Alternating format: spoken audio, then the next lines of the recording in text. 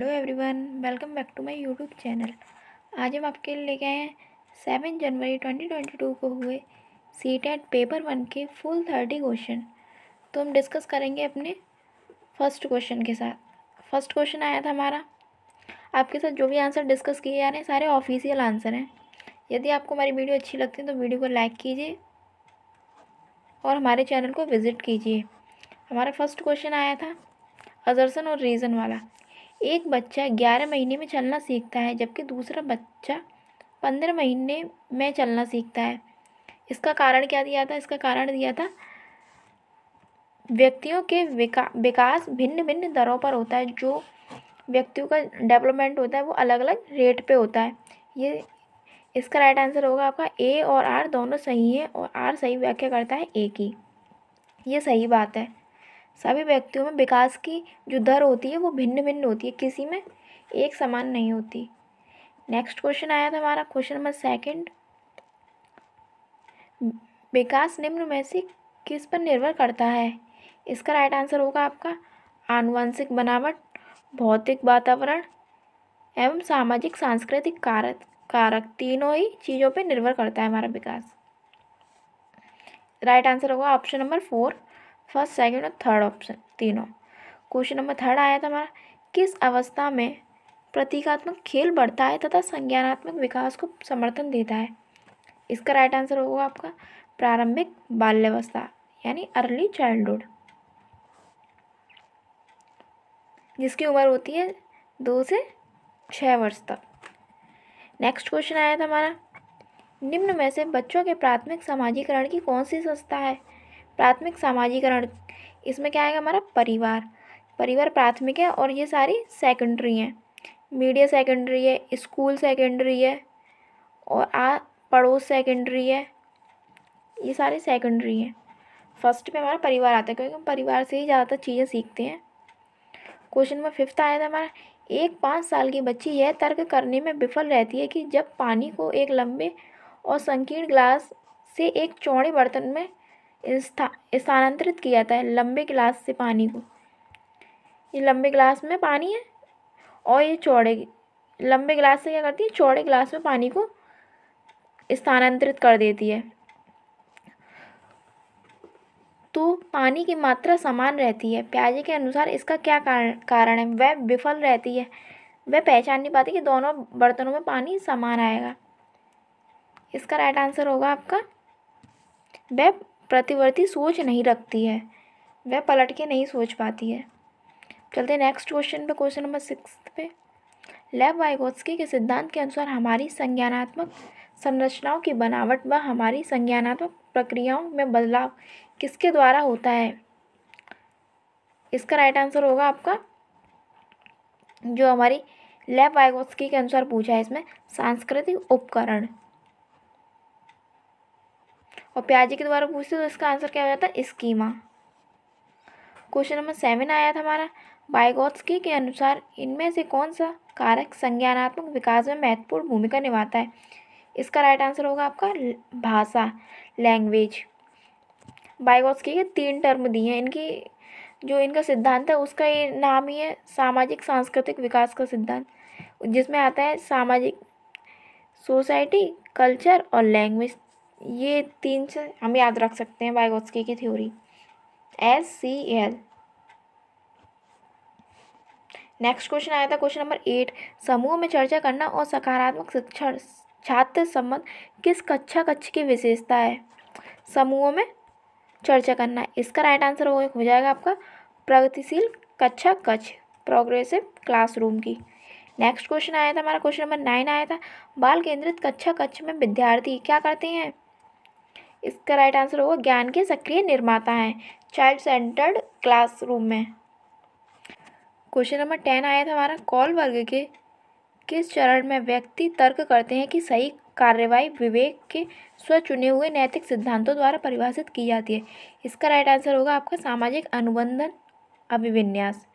Next question आया था हमारा क्वेश्चन नंबर 11, हावर्ड गार्डनर के अनुसार वह व्यक्ति जिसमें दूसरों की मनसाओं, भावनाओं, व्यवहारों को समझने के व उनके साथ संबंध बनाने की क्षमता होती है, कौन सी बुद्धि होती है? दूसरों के व्यवहारों को समझने की होती है। वो कौन सी होती है? इंटरपर्सनल, अंतर्वैयक्तिक। और जो खुद की समझ पाए वो इंट्रापर्सनल। ये इंटर होती है दूसरों वाली, इंटरपर्सनल इंटेलिजेंस। और जो खुद की समझ पाए वो इंट्रा, INTRA, वो इंट्रापर्सनल इंटेलिजेंस होती है। समझ गए? नेक्स्ट क्वेश्चन आया था आपका क्वेश्चन नंबर 12। जब बच्चे स्कूल में प्रवेश करते हैं तो उन्हें अपनी मातृभाषा में बोलने की अनुमति दी जानी चाहिए, क्योंकि अभिव्यक्ति ही महत्वपूर्ण होती है। नेक्स्ट क्वेश्चन आया था हमारा क्वेश्चन नंबर 13। लड़कों को उपहार में खेलने के लिए अक्सर कार और यांत्रिक ब्लॉक, लड़कियों को गुड़िया व चित्रकारी के संसाधन दिए जाते हैं। यह अनुपयुक्त प्रथा क्या कहलाती है? इसका राइट आंसर होगा आपका जेंडर पक्षपात। ये जेंडर पक्षपात है। लड़कों को कार दी जा रही है और लड़कियों को गुड़िया और किचन सेट दिए जा रहे हैं खेलने के लिए। ये जेंडर पक्षपात है, जेंडर बायसनेस। इसको जेंडर स्टीरियोटाइपिंग भी कह सकते हैं, मतलब जेंडर रूढ़िवादिता। क्वेश्चन नंबर 14 आया था हमारा। एक शिक्षिका को बच्चों के अपने आप से बात करने की व्यक्तिगत वाक को क्या प्रतिक्रिया देनी चाहिए? उसे, इसका राइट आंसर होगा उसे प्रोत्साहित करना चाहिए, क्योंकि इससे स्वनियमन सुसाधित होता है। क्वेश्चन नंबर 15 आया था हमारा। निम्न में से कौन सा कथन कक्षा में सवाल पूछने के संदर्भ में नहीं है? इसका राइट आंसर होगा आपका विद्यार्थियों से प्रश्न के उत्तर पूछने का मुख्य उद्देश्य उनका परीक्षण करना है। क्वेश्चन नंबर 16 था आया था हमारा। समावेशी शिक्षा के लिए निम्न में से कौन सहायक है? इसका राइट आंसर होगा विद्यार्थियों की आवश्यकता के अनुसार उचित आवास, जो उनकी आवश्यकता है उसके नीड के अकॉर्डिंग रिसोर्स उपलब्ध करवाना। क्वेश्चन नंबर 17 आया था हमारा। निम्न में से कौन किसी व्यक्ति के हाथ से आँख के तालमेल, संतुलन और शारीरिक निपुणता की क्षमता को प्रभावित करता है? इसका राइट आंसर होगा आपका गति समन्वय वैकल्य। क्वेश्चन नंबर 18 आया था हमारा। उन विद्यार्थियों के सफल समावेशन के लिए जिन्हें दृष्टिबाधिता है, एक शिक्षिका को क्या करना चाहिए? इसका राइट आंसर होगा आसपास की चित्ररूपी सामग्री को मौखिक स्पष्टीकरण से जोड़ें। क्वेश्चन नंबर 19 आया था हमारा। जनजातीय समुदायों के विद्यार्थियों को सफल समावेश के लिए एक शिक्षिका को निम्न में से किससे बचना चाहिए? इसका राइट आंसर होगा आपका उन संप्रदायों को पढ़ाना जो उनके जीवन के लिए पूरी तरह आप प्रासंगिक हैं, जो उनके जीवन से जुड़े ही नहीं हैं, उन्हें पढ़ाना। ये क्या है हमारा? इससे बचना चाहिए हमें एक शिक्षिका को। क्वेश्चन नंबर 20 आया था। निम्न में से कौन सा विकल्प दी गई दिव्यांगता और संबंधित विद्यार्थियों के समावेशन हेतु यथोचित संयोजन रणनीति का सही युग्म है? इसका राइट आंसर होगा आपका ऑप्शन नंबर 2, स्वलीनता, जितना हो सके एक ही समय सारणी दिनचर्या। क्वेश्चन नंबर 21 आया था हमारा। अभिकथन और कारण वाला। शिक्षकों को निर्णय लेने में विद्यार्थियों को शामिल करना चाहिए और कक्षा में सक्रिय भागीदारी को प्रोत्साहित करना चाहिए। इसका कारण दिया था अधिगम शिक्षक द्वारा विद्यार्थी को सीधे स्थानांतरित किया जा सकता है। इसका राइट आंसर होगा आपका ए सही है और आर गलत है। ए तो सही है और आर गलत है। क्वेश्चन नंबर 22 आया था। विद्यार्थी निम्न में से किसे नए ज्ञान के निर्माण का आधार बनाते हैं? इसका राइट आंसर होगा जो उनके द्वारा पहले से ही समझा और माना जाता है। नेक्स्ट क्वेश्चन आया था क्वेश्चन नंबर 23 आया था हमारा। सीखने के सामाजिक संदर्भ के संबंध में निम्न में से कौन सा कथन सही नहीं है? इसका राइट आंसर होगा आपका सीखने का सभी कार्य व्यक्ति द्वारा उसके दिमाग में किया जाता है। क्वेश्चन नंबर 24 आया था। निम्न में से कौन सा कारक विद्यार्थियों की असफलता के लिए जिम्मेदार है? इसका राइट आंसर होगा आपका असंदर्भित पाठ्यक्रम। क्वेश्चन नंबर 25 आया था, प्रभावी अधिगम के लिए शिक्षार्थी की भागीदारी की आवश्यकता होती है। प्रभावी अधिगम के लिए इसका राइट आंसर होगा सक्रिय भागीदारी की आवश्यकता होती है। एक्टिव हो लर्नर, सीखने में। क्वेश्चन नंबर 26 आया था हमारा, अधिसंज्ञानात्मक कौशल क्या है? अधिसंज्ञानात्मक, इसका राइट आंसर होगा चिंतन और अधिगम को नियमित करते हैं,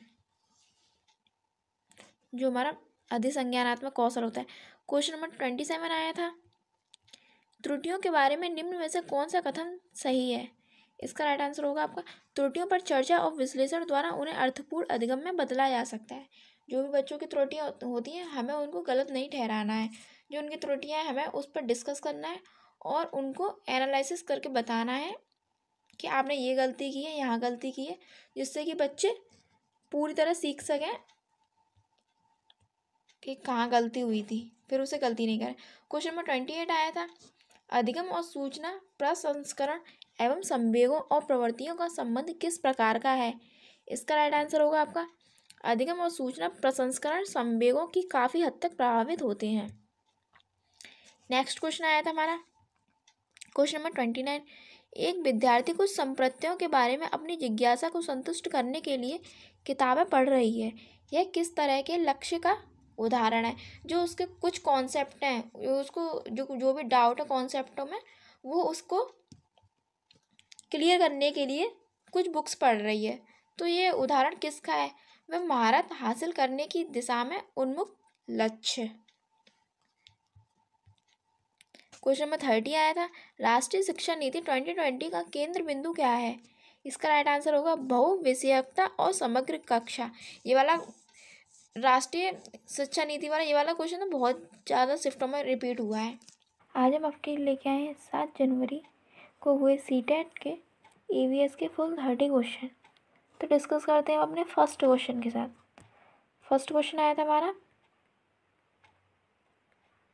आपके साथ जो भी आंसर डिस्कस किए जा रहे हैं सारे ऑफिशियल आंसर हैं। फर्स्ट क्वेश्चन आया था हमारा, लखनऊ रेलवे स्टेशन और नई दिल्ली रेलवे स्टेशन के बीच की दूरी कितनी है? 504 किलोमीटर। कोई रेलगाड़ी इस दूरी को 7 घंटे में तय करती है, तो इस रेलगाड़ी की मीटर प्रति सेकंड में औसत चाल क्या है? इसमें क्या पूछे हमसे? औसत चाल। तो क्या होता है? चाल बराबर दूरी बटे समय। इसका फॉर्मूला होता है दूरी बटे समय। हमारी दूरी क्या दी है? 504 किलोमीटर और समय क्या दिया है हमारा? 7 घंटे। ये 4 है, 504 किलोमीटर। इसको हम डिवाइड करेंगे, 7 से डिवाइड करेंगे तो हमारा आएगा 72 किलोमीटर प्रति घंटा आएगा। हमसे किस में पूछा है? मीटर प्रति सेकंड में। तो इसको मीटर प्रति सेकंड में चेंज कैसे करेंगे? 72 इंटू 5/18 का मल्टीप्लाई कर देते हैं इसमें, तो इसका आएगा 18 4 जा होता है 72 और 4 5 जा 20 मीटर प्रति सेकंड। ये आ गया हमारा इसका आंसर। इसका राइट आंसर होगा आपका ऑप्शन नंबर 4। चलते हैं नेक्स्ट क्वेश्चन पे। क्वेश्चन नंबर 2 आया था हमारा, कोई बच्ची X पर है और वह अपनी सहेली के साथ जो Y पर स्थित है उसके साथ खेलना चाहती है। इसके लिए वह पहले O पर पहुंचती है जो X के ठीक दक्षिण में 40 मीटर की दूरी पर है। इसके पश्चात वह ठीक पूर्व दिशा में 30 मीटर दूरी करके O से Y पर पहुंचती है। Y से X की दूरी और Y के सापेक्ष X की दिशा क्या है? इसका होगा, देखो कोई बच्ची X पर है, वो कहाँ जाना चाहती है? Y पर जाना चाहती है। तो इसके लिए सबसे पहले वो कहाँ जाती है? X से O पर पहुंचती है जो X के ठीक दक्षिण में है। दक्षिण में क्या है? O। ये हमारी दिशाएं होती हैं हमारी चारों, ये होती है पूरब, ये पश्चिम, उत्तर और दक्षिण। वह कहाँ गई है? दक्षिण में गई है। कितना चली है X में? 40 मीटर। अब इसके पश्चात वह ठीक पूर्व दिशा में चलती है। पूर्व किधर है? हमारी इधर, इस साइड।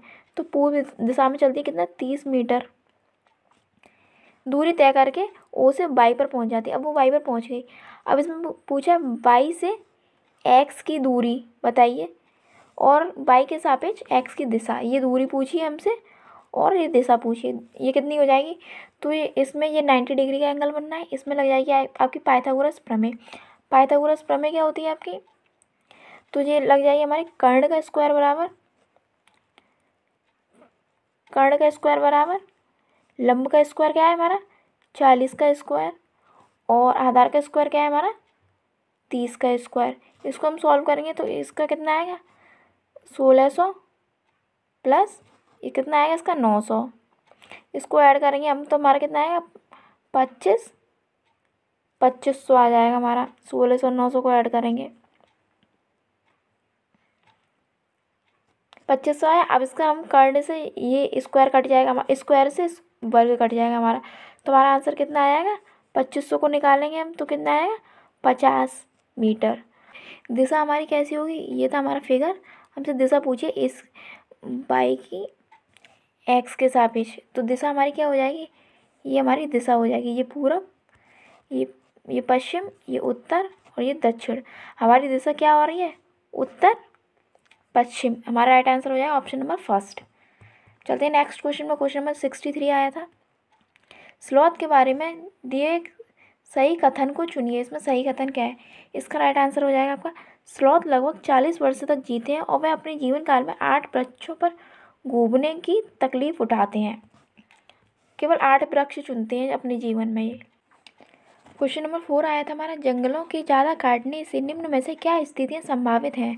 आसपास की जगह ज़्यादा ठंडी होगी, यह वर्षा जल का रिसाव कम होगा, बहता वर्षा मृदा को बहा ले जाएगा, भौम जल स्तर बढ़ जाएगा। इसका राइट आंसर होगा आपका बी और सी। ये ऑप्शन में नहीं दिया था बी और सी, इंग्लिश मीडियम वाली आंसर की में ये दिया था बी एंड सी। इसका राइट आंसर क्या था बी और सी।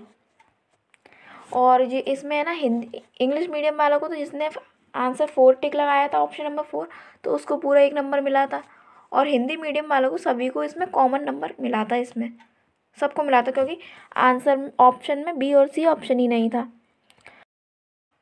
नेक्स्ट क्वेश्चन आया था हमारा, कक्षा 5 की पाठ्य पुस्तक में छपे गोलकुंडा किले के मानचित्र में 1 सेंटीमीटर जमीन पर 110 मीटर की दूरी को दर्शाता है।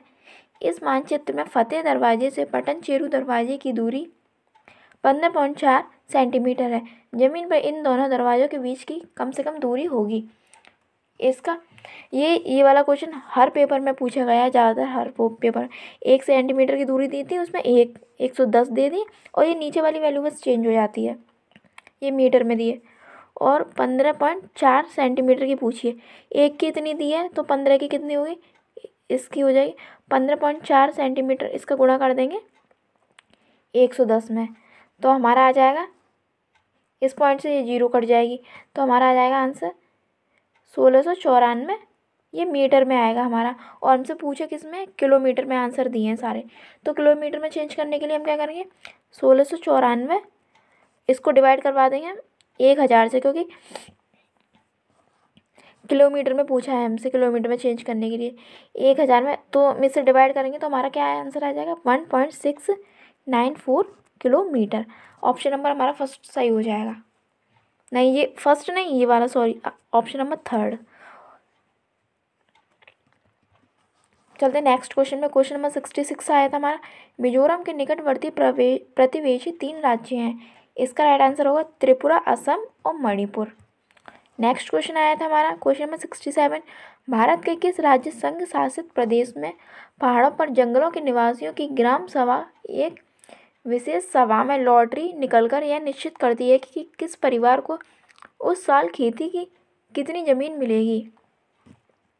इसका राइट आंसर होगा आपका मिजोरम। नेक्स्ट क्वेश्चन आया था हमारा क्वेश्चन नंबर 68 आया था, माउंट एवरेस्ट नीचे दिए गए किस देश का भाग है। इसका राइट आंसर होगा आपका नेपाल। क्वेश्चन नंबर 69 आया था हमारा, नीचे दिए गए विकल्पों में उस परिवर्तन को पहचानें जिसमें उत्क्रमित किया जा सकता है। इसका राइट आंसर होगा मोम का घोल बनाना।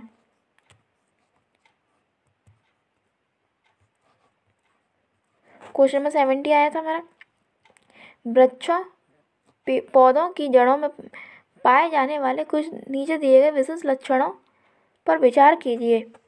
वृक्ष की लटकती शाखा जैसी दिखाई देने वाली वास्तव में उनकी शाखा नहीं जड़ें होती हैं।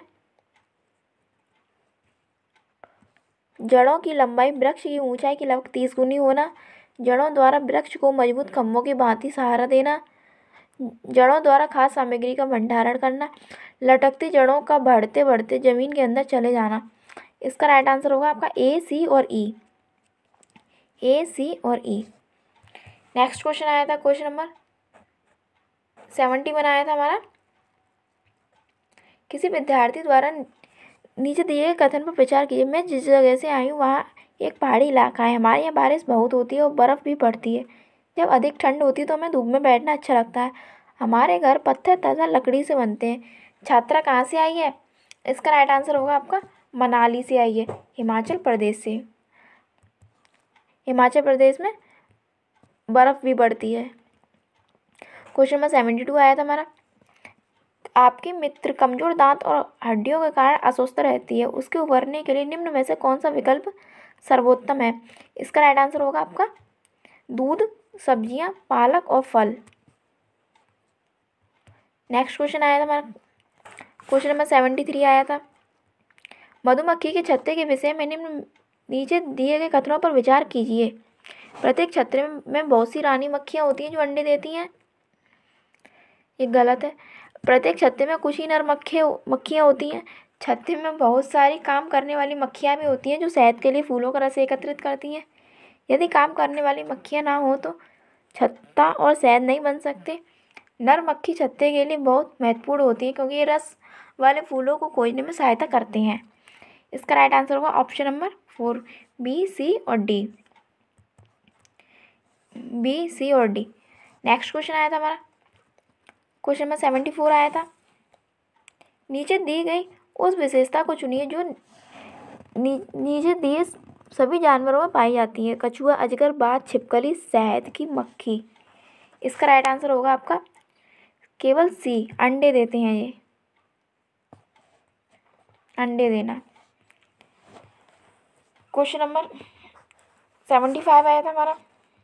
केंचुआ के बारे में नीचे दिए गए कथनों पर विचार कीजिए। इसका राइट आंसर होगा ए, बी और सी। ये ज़मीन में छेद बनाते रहते हैं जिससे ज़मीन पोली हो जाती है। ये मृत पत्तियों और पौधों को खाते हैं जिससे इनके मल से मृदा उपजाऊ बनती है। ये अपशिष्ट को कंपोस्ट में परिवर्तित कर देते हैं। नेक्स्ट क्वेश्चन आया था, क्वेश्चन नंबर 76 आया था हमारा। प्राथमिक स्तर पर पर्यावरण अध्ययन की बाल केंद्रित प्रकृति किसके कारण है? इसका राइट आंसर होगा ऑप्शन नंबर डी, ए और डी। गतिविधि आधारित शिक्षा और सीखने के लिए स्कूल, घर और समुदाय की भागीदारी। क्वेश्चन नंबर 77 आया था हमारा। प्राथमिक स्तर पर पर्यावरण अध्ययन का क्या उद्देश्य है? इसका राइट आंसर होगा ए, बी और सी। बच्चों को अपने स्वयं के सीखने पर प्रतिबिंबित करने के लिए प्रोत्साहित करना, बच्चों को पर्यावरणीय समस्याओं को हल करने में सक्षम बनाना, बच्चों को नए ज्ञान का सृजन करने के लिए संलग्न करना। नेक्स्ट क्वेश्चन आया था हमारा, क्वेश्चन नंबर 78। प्राथमिक स्तर पर पर्यावरण अध्ययन के संबंध में निम्न में से कौन सा कथन सत्य है? इसका राइट आंसर होगा आपका पर्यावरण अध्ययन विज्ञान, सामाजिक विज्ञान और पर्यावरण शिक्षण की अवधारणा और मुद्दों को एकीकृत करता है। क्वेश्चन नंबर 79 आया था। प्राथमिक स्तर पर ईवीएस सिखाने के लिए चुनौती है। इसका राइट आंसर होगा आपका बच्चों को अपने लिए ज्ञान का निर्माण करने के अवसर देना। क्वेश्चन नंबर 80 आया था। बच्चों के लिए ईवीएस कक्षा में अधिकतम क्या होना चाहिए? ईवीएस कक्षा में क्या होना चाहिए? ऑप्शन नंबर ए, बी और सी। वाद विवाद का प्रावधान, अनुभवात्मक सीखना, कहानियाँ। क्वेश्चन 81 आया था। प्राथमिक स्तर पर ईवीएस के पाठ्यचर्या में उपविषय है। उपविषय क्या है? इसका राइट आंसर होगा आपका पौधे। नेक्स्ट क्वेश्चन आया था, क्वेश्चन नंबर 82 आया था। ईवीएस की सार्थक सीख दी जा सकती है। इसका राइट आंसर होगा ए, बी और सी। ईवीएस सामग्री को विषयगत रूप से आयोजित करके, वास्तविक संवाद और वृत्तांत के द्वारा और प्रयोग के द्वारा। नेक्स्ट क्वेश्चन आया था, क्वेश्चन नंबर 83 आया था, ईवीएस के संबंध में प्रासंगिक का मतलब है। इसका राइट आंसर होगा आपका 83 का ऑप्शन नंबर 4। ईवीएस सामग्री को वास्तविक जीवन की स्थितियों और विद्यार्थियों के तत्काल वातावरण से जोड़कर सिखाना। नेक्स्ट क्वेश्चन आया था, भोजन विषय के मुद्दे विद्यार्थियों के लिए सार्थक और प्रामाणिक हो सकते हैं यदि मुद्दों के इर्द गिर्द समूह कार्य और चर्चाएं आयोजित की जाती हैं। क्वेश्चन नंबर 85 आया था, क्वेश्चन 85, ईवीएस सिखाने के लिए कौन सा अच्छा संसाधन हो सकता है। इसका राइट आंसर होगा क्षेत्र भ्रमण का आयोजन, फील्ड ट्रिप करवानी है आपको। क्वेश्चन नंबर 86 आया था हमारा, जल थीम से संबंधित मुद्दों को प्रभावी ढंग से सीखा जा सकता है यदि रोल प्ले आयोजित किए जाते हैं, बच्चों के वास्तविक संवाद को प्रोत्साहित किया जाता है और संरचित क्षेत्र भ्रमण आयोजित की जाती है। बच्चों को निबंध लिखने के लिए कहा जाता है नहीं। ऑप्शन नंबर ए, बी और सी। क्वेश्चन नंबर 87 आया था, ईवीएस पाठ्य पुस्तकों में ईवीएस सिखाने के लिए वास्तविक घटनाएं होती हैं क्योंकि। इसका राइट आंसर होगा ए, बी और सी। वे सीखने के समृद्ध स्रोत हैं, वे बच्चों के लिए प्रासंगिक वातावरण प्रदान करते हैं, वे पहले की परिचित घटनाओं को फिर से देखने के अवसर प्रदान करते हैं। नेक्स्ट क्वेश्चन आया था हमारा, सीखने में सुधार का आकलन बिंदु है। आकलन बिंदु क्या है? इसका राइट आंसर होगा सीखने के लिए आकलन। नेक्स्ट क्वेश्चन आया था, क्वेश्चन नंबर 89 आया था, ईवीएस में सहपाठी आकलन क्या है। इसका राइट आंसर होगा केवल ए, सीखने के रूप में आकलन। और आज का हमारा लास्ट क्वेश्चन था, एक ईवीएस शिक्षक का आकलन उपकरण का उपयोग करता है जो न केवल एक सबसे अच्छा बल्कि एक समय में सभी प्रकार के बच्चों के कार्य या गतिविधियों को एकत्रित करता है। शिक्षक उपयोग कर रहा है, किसका उपयोग कर रहा है? पोर्टफोलियो का उपयोग कर रहा है शिक्षक।